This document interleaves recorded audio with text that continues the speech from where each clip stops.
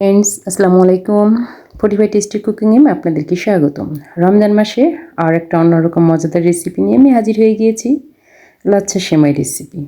সেমাই recipe সেমাই খেতে সবাই খুব পছন্দ করে। চলুন বন্ধুরা দেখে আসি রেসিপিটি।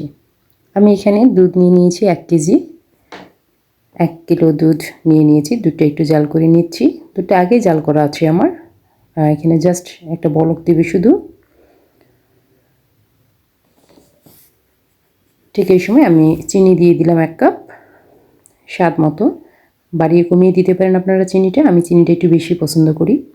আমি এখানে ঘি দিয়ে দিলাম, একদম গায়ে ঘি 1 চামচ। ঘিটা দিলে একটা ফ্লেভার অ্যাড হয়, আমার খুব ভালো লাগে ঘি। ঘিটা আপনারা চাইলে স্কিপ করতে পারেন। এই সময় আমি একটু পেস্তা বাদাম দিয়ে দিচ্ছি। এখানে পেস্তা বাদাম, কিশমিশ অনেক কিছু একসঙ্গে আছে, একসঙ্গে আমি দিয়ে দিলাম। হালকা একটু জাল করে নিব। চিনিটা দেওয়ার পরে দুধটা পানি ছেড়ে দেয়। ব্যাস হয়ে গিয়েছে। এখন আমি একটা কাচের বোলের মধ্যে সেমাই ছড়িয়ে দিলাম।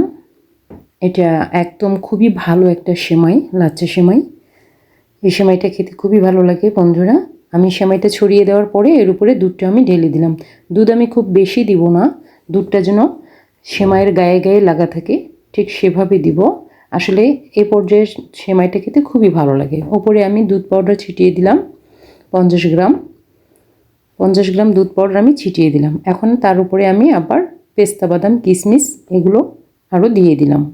বন্ধুরা কিছুক্ষণ পর দেখুন একদম গায়ে গায়ে মাখা আছে। আরও কিছুক্ষণ পর যখন যাবে তখন একেবারে গায়ে গায়ে টাইট হয়ে থাকবে, দেখতে ভালো লাগবে, খেতে অসাধারণ লাগে এই সেমাইটা। আপনারা অবশ্যই এটা বাসায় ট্রাই করবেন বন্ধুরা। দেখুন খুব বেশি দুধ নেই, একদম পারফেক্ট।